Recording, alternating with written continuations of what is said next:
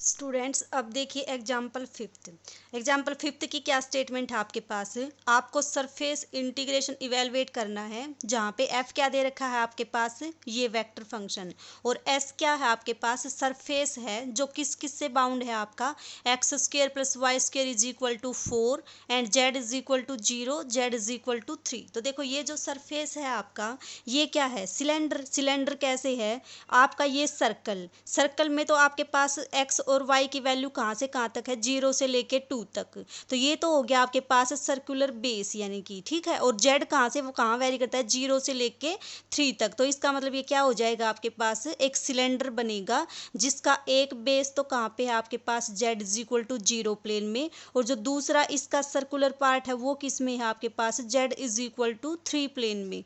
तो आपको इस सरफेस के अलोंग क्या फाइंड आउट करना है, सरफेस इंटीग्रेशन फाइंड आउट करना है।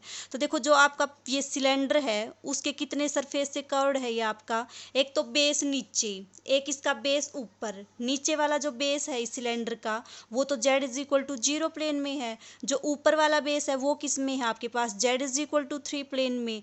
और बाकी क्या बच गया, जो भी उसका जो कर्व्ड सरफेस बच गया वो एक तो ऊपर से सर्कुलर पार्ट, नीचे सर्कुलर पार्ट, और आपके पास क्या बच गया, ये कर्व्ड सरफेस। तो इसके लिए हमने क्या किया, इस पूरे सरफेस को 3 पार्ट में डिवाइड कर दिया। एक तो आपके पास ये बेस वाला पार्ट, बेस वाला पार्ट क्या है आपके पास, Z is equal to 0 plane, और दूसरा क्या है आपके पास, ये सर्कुलर पोर्शन इसका, ये जो सर्कुलर बेस है ये किस में है आपका, जेड इज इक्वल टू 3 में। और थर्ड पार्ट को क्या बोल दिया, जो भी ये कर्व्ड सरफेस है ये इसका क्या है, इसका पार्ट मान लिया। तो इसके लिए हमने क्या किया, सरफेस इंटीग्रेशन निकालने के लिए हम नीचे वाले बेस के अलोंग इसका सरफेस इंटीग्रेशन निकाल दें, ऊपर वाले सर्कुलर बेस के अलोंग निकाल दें, और पूरे कर्व्ड सरफेस के अलोंग निकाल दें, और तीनों का क्या कर दें, सम कर दें। तो आपके पास क्या आ जाएगा, इस पूरे सरफेस का सरफेस इंटीग्रेशन आ जाएगा। ठीक है, तो सबसे पहले किसके अलोंग फाइंड आउट किया आपने, S1 सरफेस के along surface integration find out किया। तो देखो क्या होता है आपके पास सरफेस इंटीग्रेशन का formula, double integration F dot N D S over surface S.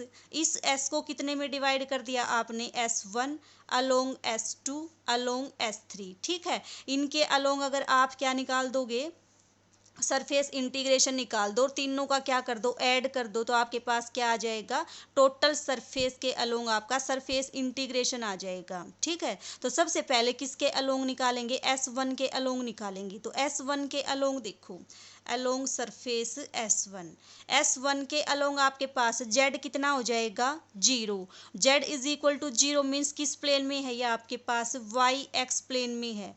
X Y plane में आपका क्या है, जो भी इसका प्रोजेक्शन लगा लो, चाहे ये आपका पोर्शन लगा लो, जो इसका सर्कुलर बेस है वो आपका एक्स वाई प्लेन में है। तो वेरी कौन करेगा, एक्स और वाई वेरी करेंगे। और सरफेस इंटीग्रेशन निकालने के लिए आपको क्या चाहिए, दो ही वेरिएबल की लिमिट चाहिए।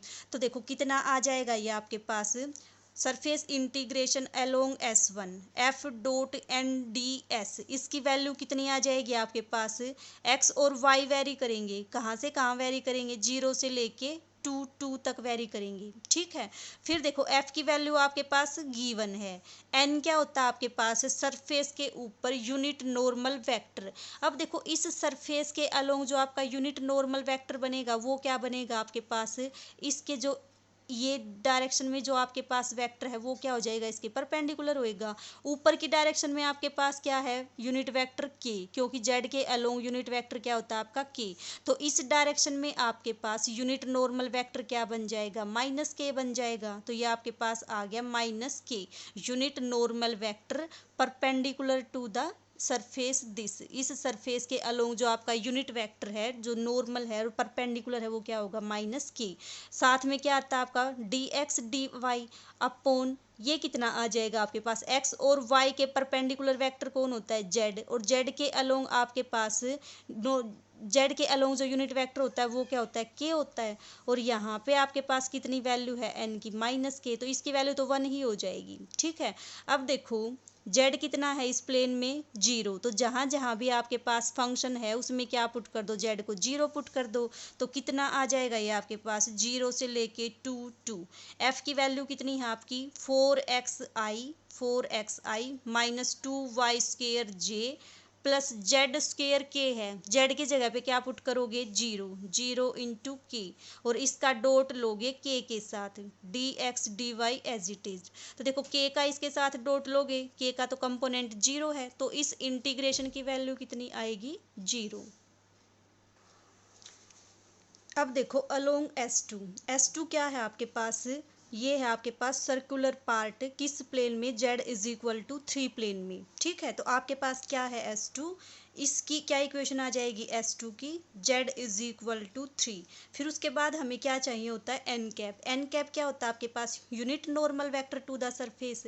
अब इस सरफेस के ऊपर जो आपके पास यूनिट नॉर्मल वेक्टर होगा वो क्या हो जाएगा, के हो जाएगा। तो आपके पास एन की वैल्यू कितनी आ जाएगी, के कैप, ठीक है। तो अब इसके बाद एफ डॉट एन की वैल्यू कितनी आएगी आपके पास, F dot N is equal to, F आपके पास कितना है 4xi minus 2y² J plus Z square के, और इसका डॉट लेना है किसके साथ, के साथ, के साथ डॉट लोगे क्या आ जाएगा आपके पास जेड स्क्वेयर आएगा, और जेड की वैल्यू कितनी है आपकी 3, तो आपके पास कितनी वैल्यू आ गई इसकी 9 आ गई। तो अब देखो इंटीग्रेशन इवेलुएट करना है, इंटीग्रेशन इवेलुएट करने से पहले आपको क्या चाहिए, डी एस चाहिए, डी एस का मतलब अलोंग सरफेस S2। तो आपके पास जो DS2 आएगा वो कितना आ जाएगा आपके पास, किस प्लेन में है आपके पास, ये XY प्लेन में है, तो XY प्लेन में है तो इसकी वैल्यू कितनी आएगी, dx/dy डिवाइडेड बाई n कितना है आपके पास k, ठीक है। और XY प्लेन के परपेंडिकुलर वेक्टर कौन सा होता है आपका के, तो ये आपके पास कितना आ जाएगा dx/dy। अब आपने सारी वैल्यू इवेलुएट कर ली, किस में पुट करोगे, सरफेस इंटीग्रेशन में। तो देखो क्या आएगा आपके पास, F dot N D S to over surface S2, F dot N की वैल्यू कितनी है आपकी 9, DS2 की वैल्यू कितनी है dx/dy, 9 क्या है आपके पास कांस्टेंट, बाहर निकालोगे कितना आ जाएगा इंटीग्रेशन ओवर S2 dx/dy। अब देखो आपके पास ये क्या आ गया, S2 के अलोंग आपका सरफेस इंटीग्रेशन। अब आपको एक रिजल्ट पता होगा बच्चों, इंटीग्रेशन का मतलब क्या होता है, एरिया अंडर द कर्व, ठीक है। मान लो आपके पास ये एक्स एक्सिस, ये आपके पास वाई एक्सिस, ये आपके पास कोई एक कर्व, अगर आपको इस कर्व के नीचे ये एरिया फाइंड आउट करना है तो आप क्या करोगे, इसका इंटीग्रेशन कर दोगे, किसका इंटीग्रेशन कर दोगे, dx का, क्योंकि वेरिएशन कहाँ पे है इसमें।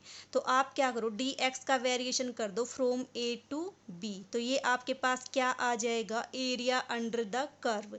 अब देखो जो आपके पास S2 है वो तो क्या है आपके पास, ये सर्कुलर पार्ट, तो इस सर्कुलर पार्ट का के अलोंग अगर आपको इंटीग्रेशन निकालना है तो इसका मतलब क्या हो जाएगा, एरिया ऑफ दिस कर्व, और इसका एरिया कितना होता है आपके पास, सर्कल का एरिया, सर्कल का एरिया होता है आपके पास पाई आर स्क्वेयर, आर की वैल्यू कितनी है आपके पास 2, इक्वेशन में दे रखी है क्या, x² + y² is equal to 4, तो आर की वैल्यू कितनी है आपकी 2, पुट कर दो यहाँ पे, कितना आ जाएगा आपके पास 36 पाई। तो ये अलोंग S2 आपका सरफेस इंटीग्रेशन आ गया। अब अलोंग S3 निकालेंगे,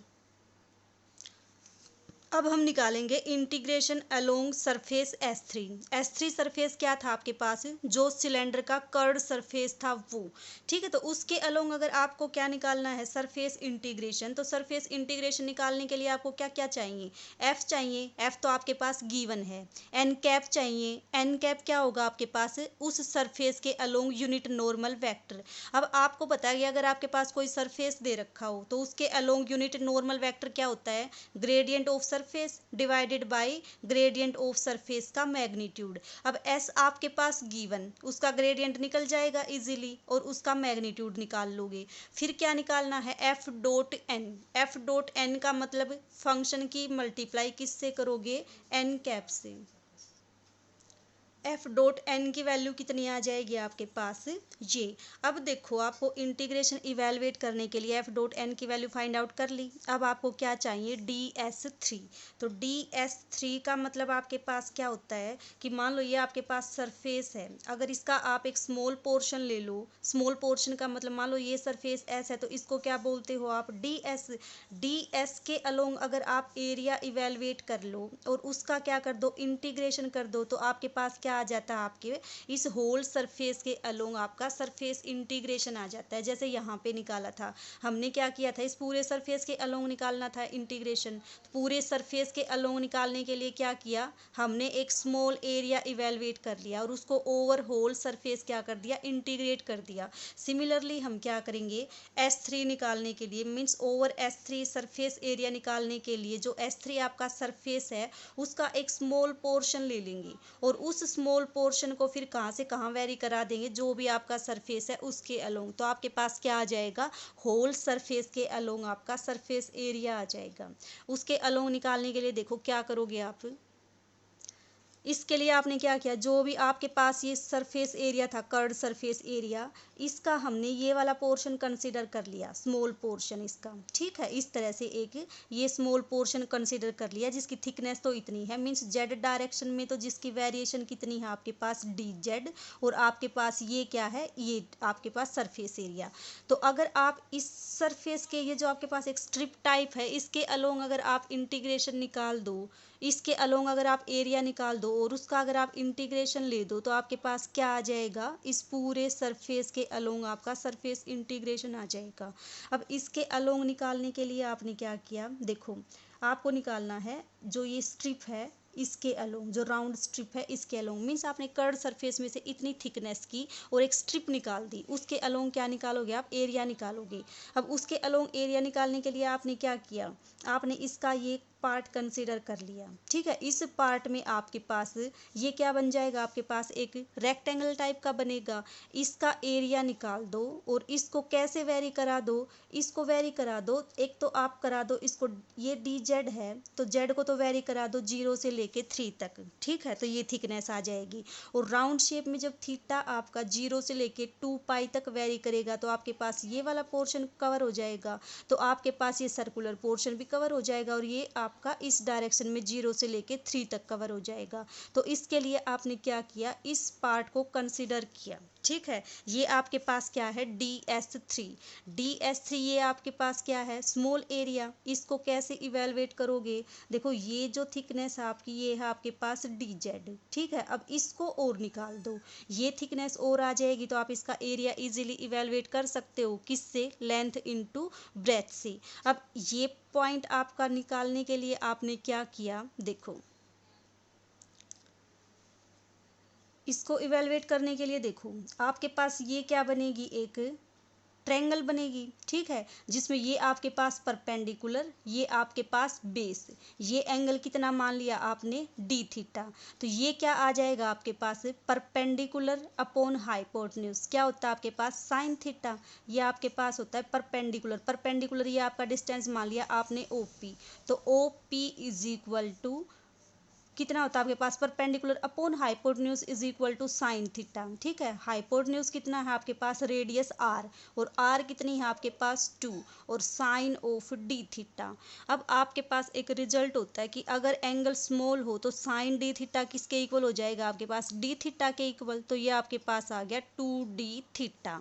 तो ये लेंथ तो आपके पास है dz का मतलब z एक्सिस के अलोंग स्मॉल वेरिएशन, ये जो आपके पास वर्टिकल लाइन है ये, और ये लाइन क्या आ गई आपके पास, ये हॉरिजेंटल वाली ये आ गया आपके पास 2d थीटा।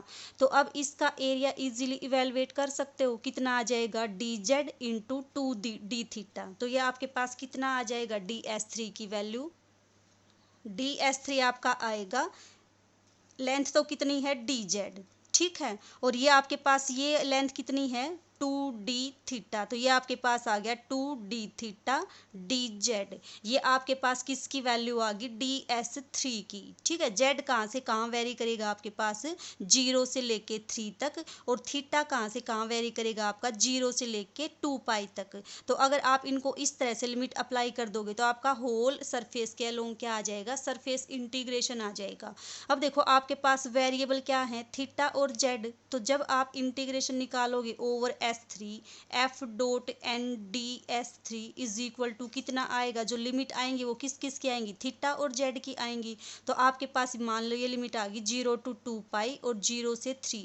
अब जो ये फंक्शन होगा यहाँ पे वो भी किस में आना चाहिए आपका, जेड में और डी थीटा में। और डी S3 कितना है आपके पास 2d थीटा डी जेड। तो अब इस फंक्शन को किस में कन्वर्ट करोगे आप, थीटा और जेड में। कैसे कन्वर्ट करोगे, आपके पास सर्कल की इक्वेशन है x² + y² is equal to 4। Circle की पैरामीट्रिक इक्वेशन क्या होती है आपके पास, x is equal to r cos theta, y is equal to r sine of theta. ठीक है, ये दोनों वैल्यू कहाँ पे पुट कर दोगे, F dot N D S में, means 2x2 minus Y cube.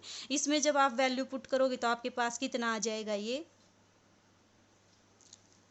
कर दो वैल्यू पुट, कितनी आएगी आपके पास 2 तो आपका बाहर आ जाएगा, x² की जगह पे कितना आ जाएगा r cos थीटा, और r कितनी है आपके पास 2, तो ये आपके पास आ गया 2 cos थीटा का स्क्वायर, माइनस y कितना है आपके पास 2 sin थीटा और इसका क्यूब। लिमिट कहाँ से कहाँ वेरी करेंगी, 0 से लेके 2 पाई, 0 से लेके 3।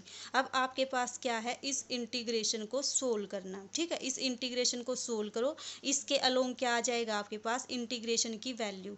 फिर क्या करोगे, आपने क्या इवेलुएट कर ली, अलोंग S1 भी इवेलुएट कर लिया, S2 भी और S3 भी, तीनों की वैल्यू क्या करोगे, पुट कर दोगे। तो आपके पास क्या आ जाएगा, एरिया अलोंग द सरफेस, या आपका पूरा जो सिलेंडर दे रखा है उसके अलोंग सरफेस एरिया आ जाएगा। ठीक है।